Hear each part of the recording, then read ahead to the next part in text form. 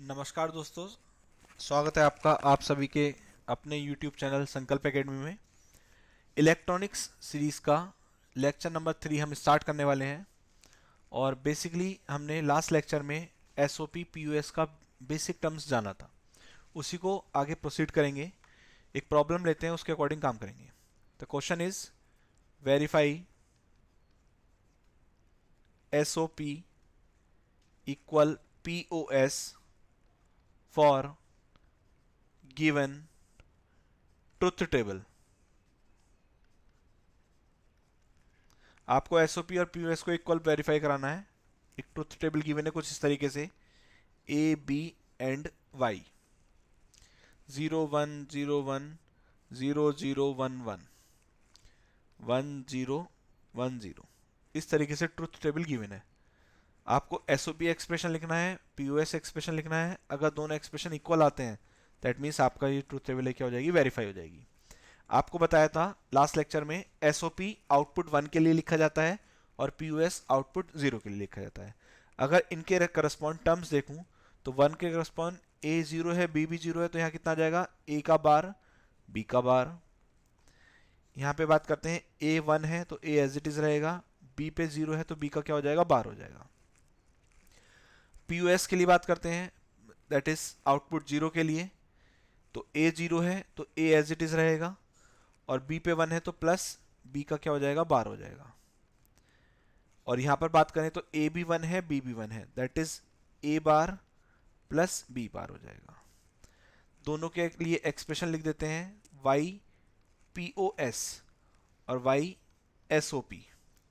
जब मैं P O S के लिए लिखता हूं तो दो टर्म्स आई गई हैं, सम हो गया है। अब इनका क्या करना है, प्रोडक्ट करना है, that is A plus B bar in one bracket and A bar plus B bar in other bracket. ये आपका पीओएस के लिए एक्सप्रेशन हो गया। एसओपी के लिए बात करें तो प्रोडक्ट हो गया है, अब क्या करना है, आपको इनका सम करना है, that is A bar B bar plus A B bar. इस तरह की जो फॉर्म निकलकर आती है फाइनल आंसर में, वो फॉर्म कहलाती है आपकी कैनोनिकल फॉर्म। ये क्या कहलाती है, आपकी कैनोनिकल फॉर्म।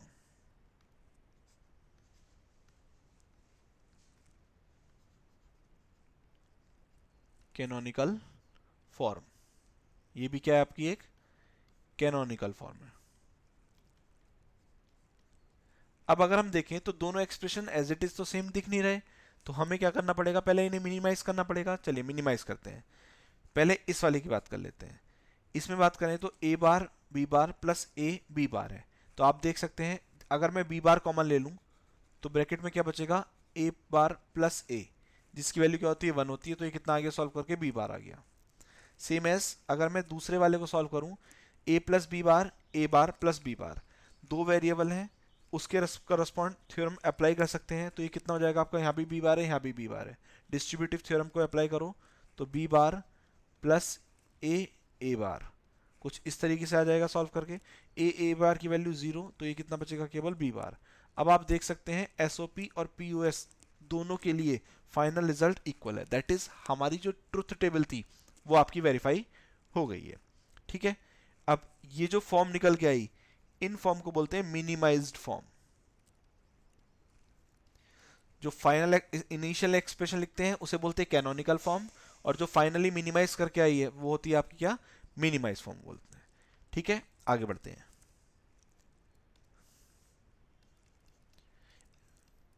याद रखेंगे इन एसओपी, एसओपी में each term is called min term. Her term क्या कहलाएगी, आपकी मिन टर्म कहलाएगी।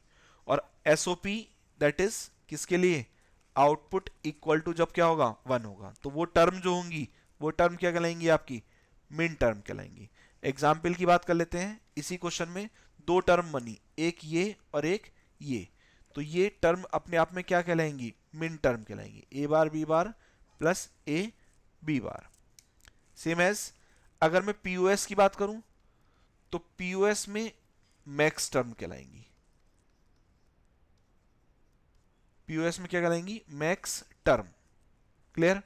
और ये कब लिखा जाता है, जब आउटपुट कितना हो आपका 0 हो। तो जो टर्म आपकी आई थी पीओएस में, देख सकते हैं आप a प्लस बी बार, ये टर्म क्या है आपकी, मैक्स टर्म है। ये टर्म क्या है आपकी, मैक्स टर्म है। नाउ इस तरीके से पीओएस और एसओपी का कंसेप्ट क्लियर हुआ, जिसमें हमने सीधे सीधे एक चीज दिमाग में रखनी है कि अगर आउटपुट 1 है तो आपको एसओपी का यूज करना है एक्सप्रेशन को लिखने के लिए, अगर आउटपुट 0 है तो आपको पीओएस का यूज करना, कंसेप्ट यूज करना है एक्सप्रेशन को लिखने के लिए। और एक चीज याद रखेंगे, चाहे आप एसओपी से क्वेश्चन करें चाहे आप पीओएस से क्वेश्चन करें, दोनों के केस में फाइनल आंसर क्या रहने वाला है, सेम रहने वाला है। Now move to the next topic, that is switching circuits. Switching circuits,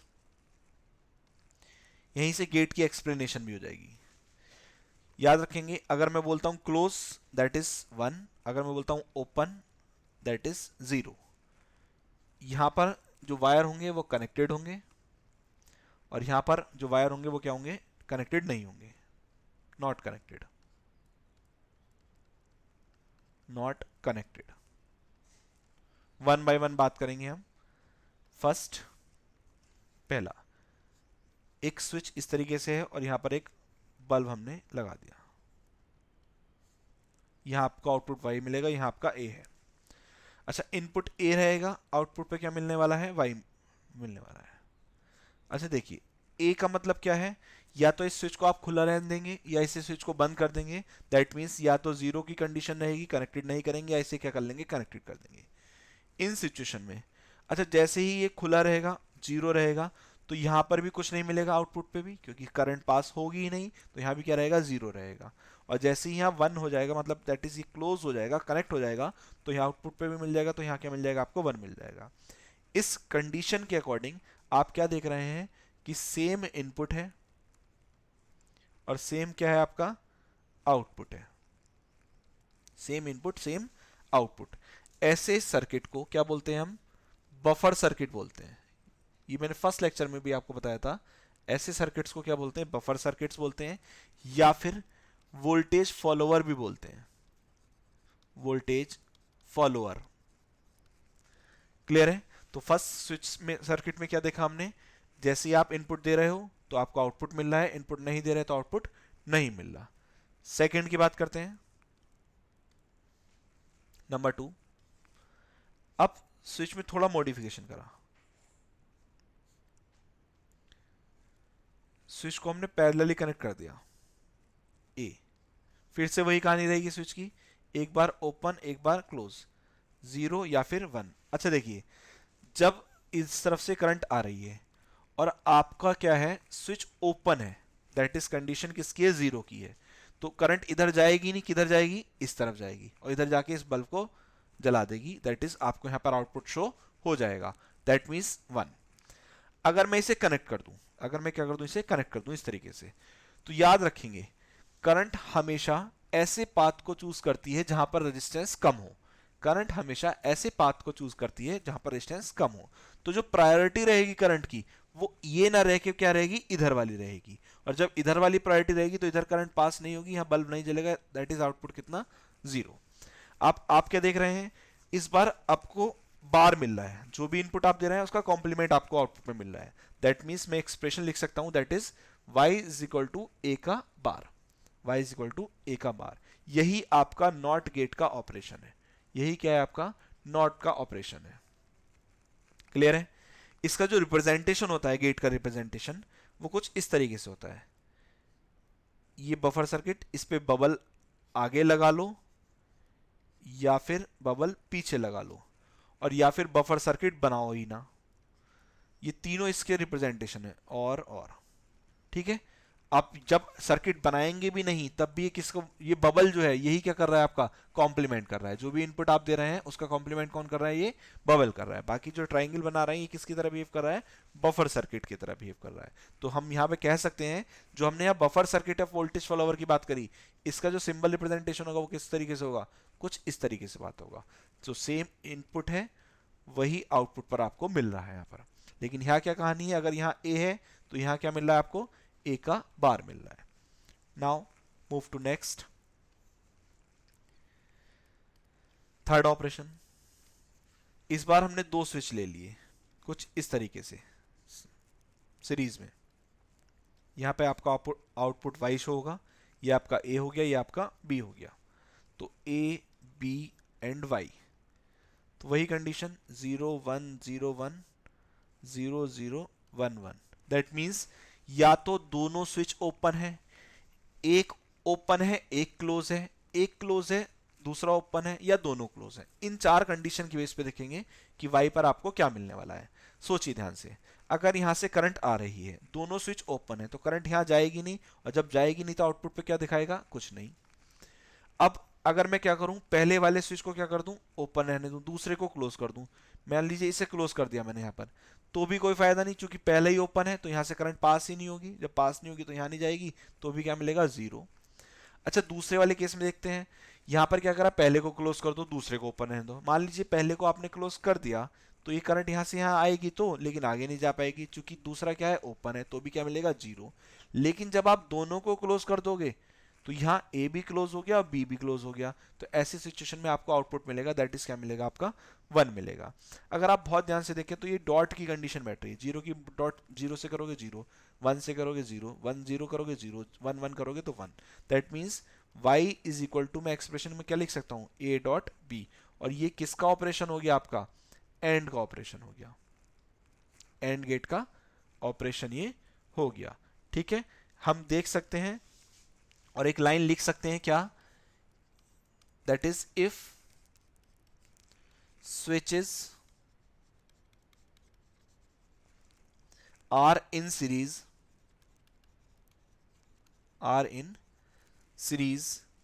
then, या ये कह सकते हैं दे रिप्रेजेंट एंड ऑपरेशन। अगर आपके स्विचेस सीरीज में है तो वो किसे रिप्रेजेंट करेंगे, एंड ऑपरेशन को रिप्रेजेंट करेंगे, दैट इज एंड गेट की तरह बिहेव करेंगे। जो सिंबल होता है वो कुछ इस तरीके से होता है, two inputs A B and one output y which is equal to a dot b। अच्छा, फिर से ट्रुथ टेबल को देखते हैं। यहां जीरो जीरो थे तो जीरो मिला, यहां जीरो था तो भी जीरो मिला, यहां जीरो था तो भी जीरो मिला। तो यहां से कंसेप्ट या एक शॉर्ट ट्रिक लिख सकता हूं क्या मैं, any input is equal to zero, then output is equal to zero. और ये कंडीशन कब रहेगी, ऑलवेज रहेगी। दैट मीन्स अगर एंड ऑपरेशन में या किसी ट्रुथ टेबल में आपका एंड ऑपरेशन की बात करें और कोई भी एक इनपुट जीरो है, तो उस सिचुएशन में उसका आउटपुट हमेशा क्या रहने वाला है, जीरो रहने वाला है। आउटपुट हमेशा कितना रहेगा, जीरो रहेगा। नाउ तीन हो गए, नंबर फोर की बात करते हैं, देखिए ध्यान से।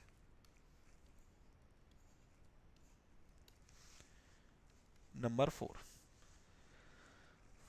में क्या करा, स्विचेस को पैरेलल कनेक्ट कर दिया।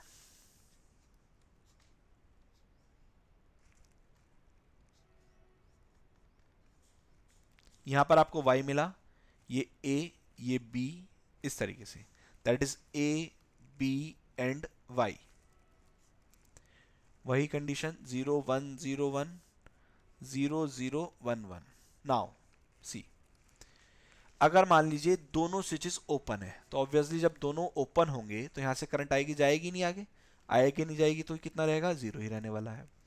अब मैंने क्या करा, बी वाले को क्लोज करा। जैसे ही बी वाले को क्लोज करूंगा तो करंट यहां तो जाएगी नहीं क्योंकि ए ओपन है, लेकिन बी की तरफ से मूव करती हुई ऐसे चली आएगी, ऐसे आके ऐसे। क्लियर है, और इसे यहां पर आउटपुट आपको शो कर देगी, और आउटपुट शो होगा, दैट मीन्स क्या मिलेगा, 1 मिलेगा। आगे बढ़ते हैं, फिर कंडीशन इस बार ए की तरफ से चली जाएगी, तो क्या मिल जाएगा, फिर से 1 मिल जाएगा। और इस बार दोनों क्लोज हो गए स्विच, तो जब दोनों स्विच क्लोज हो जाएंगे तो ये आगे को मूव कर ही जाएगी। यहां से करंट आएगी, दो पार्ट्स में डिवाइड होगी, फिर दो पार्ट्स मिलके फिर एक पार्ट में आ जाएगा, सिंगल पार्ट में, और आउटपुट शो हो जाएगा, दैट इज क्या मिल जाएगा, 1 मिल जाएगा।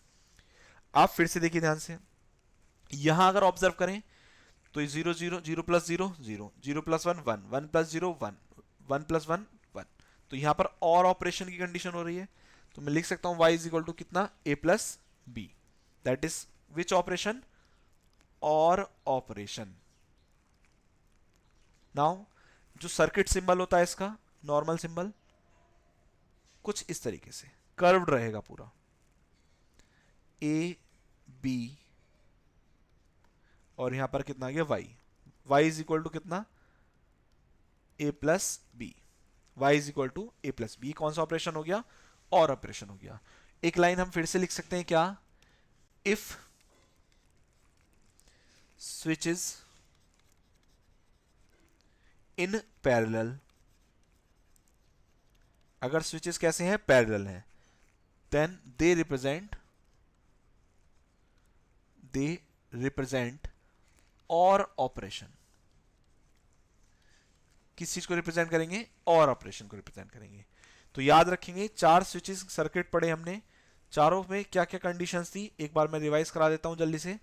अगर आपका सेम इनपुट सेम आउटपुट है तो बफर सर्किट की तरह, वोल्टेज फॉलोअर की तरह काम करेगा। अगर आप उस सिंगल स्विच को पैरेलली कनेक्ट कर रहे हैं तो वो नॉट ऑपरेशन की तरह बिहेव करेगा। ड्यूअल स्विचेस हैं और उन्हें आप सीरीज में कनेक्ट कर रहे हैं तो वो एंड ऑपरेशन की तरह बिहेव करेंगे। एंड अगर आपके 2 स्विच हैं और उन्हें आप पैरेलली कनेक्ट कर रहे हैं तो किसकी तरह बिहेव करेंगे, वो और ऑपरेशन की तरह बिहेव करेंगे। चलिए एक क्वेश्चन देखते हैं पहले। Question, determine output y for 2 different cases for given circuit diagram. एक सर्किट डायग्राम है, उसमें 2 डिफरेंट केसेस हैं। पहले मैं केसेस लिख देता हूं दोनों, केस फर्स्ट और केस सेकंड। फर्स्ट केस में गिवन है a equal to B equal to 0, comma C equal to 1, D equal to 0, comma E equal to 1, comma F equal to 0, comma G equal to 0। And in second case a equal B equal C equal 1, comma D equal 0, comma E equal 1, F equal 1, comma G equal 1। ये 2 cases हैं और circuit diagram बना देते हैं कुछ इस तरीके से।